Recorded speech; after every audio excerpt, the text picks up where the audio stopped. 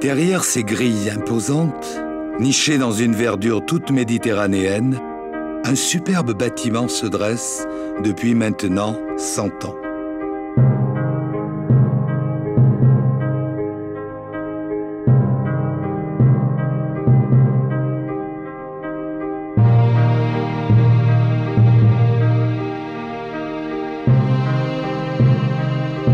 Sa construction est l'œuvre d'un homme, l'architecte Camille Marie. Monastère, mairie, gare. Son architecture originale, ses longs couloirs, ses grandes cours intérieures, ses bâtiments remarquables pourraient le prédestiner à ces diverses possibilités. Finalement, ni gare, ni monastère, ni mairie ne furent construits sur cet emplacement, situé aujourd'hui en haut du boulevard Carnot, mais bien un collège qui deviendra plus tard un lycée.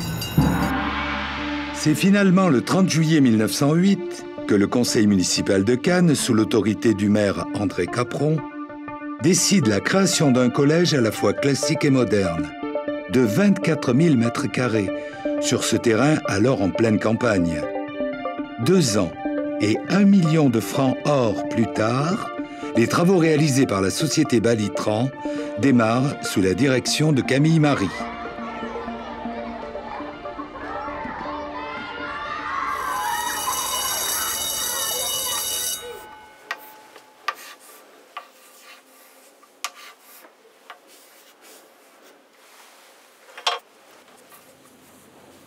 Mardi 14 octobre 1913, une date importante.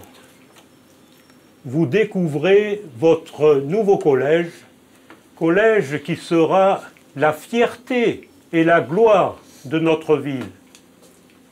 Son principal est M. Esperiquette. Sous son autorité bienveillante et sous sa direction avisée, un corps de professeurs dont il n'est pas utile de faire l'éloge, a pleine conscience de l'éducation à faire auprès d'une jeunesse avide d'apprendre. En 1916, une dizaine d'élèves se présenteront au baccalauréat, dont 5 en classe de mathématiques élémentaires, avec 100% de réussite. Pénétrons maintenant plus avant dans cet ensemble imposant afin d'y retrouver à la fois les vestiges d'un passé glorieux ou sombre et les éléments d'un avenir lumineux. Fort de ses 100 ans, ce lycée continue de porter haut les grands principes éducatifs de la République. La beauté de l'endroit, la majesté des bâtiments, la sérénité des lieux en faisaient un écrin privilégié pour l'apprentissage des humanités, des mathématiques ou de la gymnastique, comme on disait alors. Pour mieux s'imprégner de la culture française, certains fils des mandarins de l'Indochine française y trouvaient même un havre de douceur et de privilèges. Ils étaient logés dans des chambres individuelles, sous les toits, et reçus à la table du proviseur, en lieu et place de la cantine. Toutefois, cet espace qui semblait hors du temps, sur une côte d'azur idyllique et sous un soleil protecteur, ne pouvait échapper au drame de la première moitié du XXe siècle. Première guerre mondiale, crise de 29, Deuxième guerre mondiale avec son cortège de malheurs et d'horreurs, guerre d'Indochine et d'Algérie. Sous le terrain de sport, créé pratiquement à la même époque que le lycée, un dédale de souterrain a été creusé. Et si personne n'est aujourd'hui en mesure de donner des explications précises sur leur utilité, il est évident que ceux-ci pouvaient servir d'abri lors de la Seconde Guerre mondiale.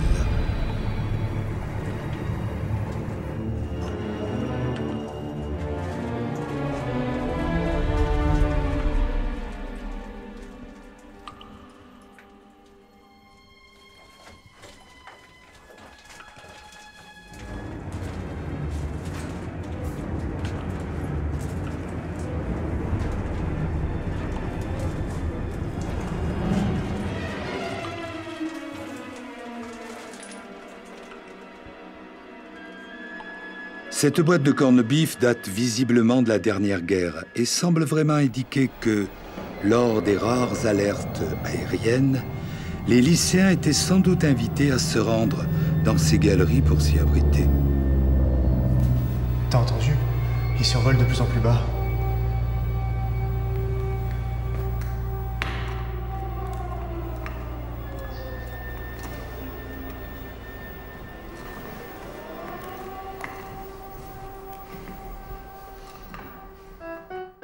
Au lendemain de la guerre, en 1947, le lycée Carnot devient un lycée d'État. De la 6e à la terminale, ce lycée est officiellement de garçons. Toutefois, quelques filles, enfants de professeurs, sœurs de garçons déjà au lycée, y sont acceptées. 1963, le lycée a 50 ans. Des festivités ont lieu et, aux côtés du proviseur du moment, M. Grelier, et d'Émile Garinaud, proviseur honoraire et charismatique de Carnot, le président de l'association des anciens élèves, M. Pradignac, prononce un discours remarqué. Mes chers camarades, cette année, nous avons la grande joie et la fierté de célébrer le 50e du lycée de Cannes. Notre cher Bahut, ce vieux collège municipal, devenu depuis un grand lycée fréquenté par plus de 1000 élèves. 50 ans déjà. Combien de générations de Cannois ont été formées dans cet établissement et en ont fréquenté les classes? Dès 1913, une municipalité et une administration prévoyante avaient eu des vues ambitieuses sur l'avenir. Nous nous rappelons nos professeurs, dont certains sont encore au lycée. Nos patrons, tel M. Garinaud, qui fut un proviseur aussi dévoué et compétent qu'un professeur de lettres aimé et respecté. Ensemble, nous évoquerons la mémoire de nos chers professeurs et condisciples, trop tôt disparus et dont la liste serait, hélas, trop longue à énumérer. Bien d'autres se sont dispersés à travers le monde. Certains sont devenus célèbres dans le monde entier, dans le monde des sciences, des lettres ou des arts, et nous sommes légitimement fiers de leur réussite. Ce 50e, c'est notre fête, à tous. La célébration de notre adolescence et de notre jeunesse passée, ensemble. Dans la joie et l'espoir, crions « Vive les 50 ans du vieux Bahut !» Rendez-vous pour le centenaire.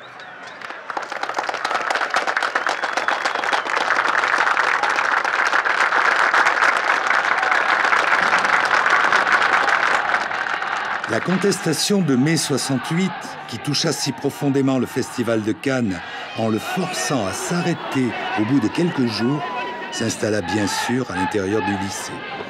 Discussion sans fin sur la construction d'un monde nouveau, où il serait interdit d'interdire « Les profs avec nous, CRS, SS ». Quelques slogans fusent. La cigarette devient l'emblème de la résistance et le leitmotiv d'une jeunesse en colère. Sous la plage, les pavés se transforme au fil de l'été en « Sous les pavés, la plage ». Mais si on arrêtait de travailler, on pourrait penser à autre chose, non? C'est utopique de dire ça. C'est un point de vue d'homme.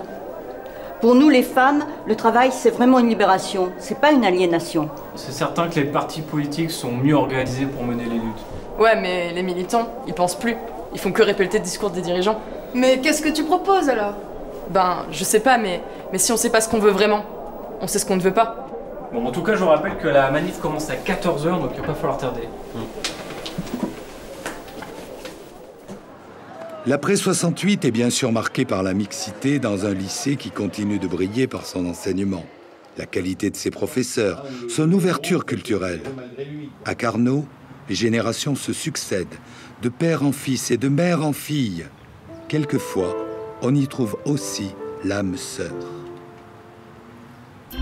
C'est dans les années 80 que le lycée se sépare des classes de 6e à la 3e et voit l'État se désengager au profit des régions. Avec la région, le lycée Carnot est entré de plein pied dans le XXIe siècle. Une rénovation en profondeur des bâtiments, la construction d'un internat confortable et d'une cantine modernisée, le développement d'options artistiques, la généralisation d'Internet, la création d'un site web et d'un auditorium de 150 places dans lequel théâtre, cinéma, musique et conférences trouvent leur place. Enfin, au fil des années, le lycée a développé de nombreuses activités sportives et même mis en place un pôle espoir volley renommé. Et puis, en faisant le pari dynamique du supérieur avec la création du BTS audiovisuel et des classes préparatoires littéraires, le ministère de l'Éducation nationale et la région habillent le lycée d'une aura supplémentaire. La nuit tombe, les derniers élèves quittent le lycée alors que s'achève ce petit voyage dans le temps qui, nous l'espérons, vous aura fait découvrir quelques facettes de l'histoire de Carnot. Tout au long de ses 100 ans, il a su rester un établissement d'exception. Il continuera à briller ainsi pendant longtemps, évidemment.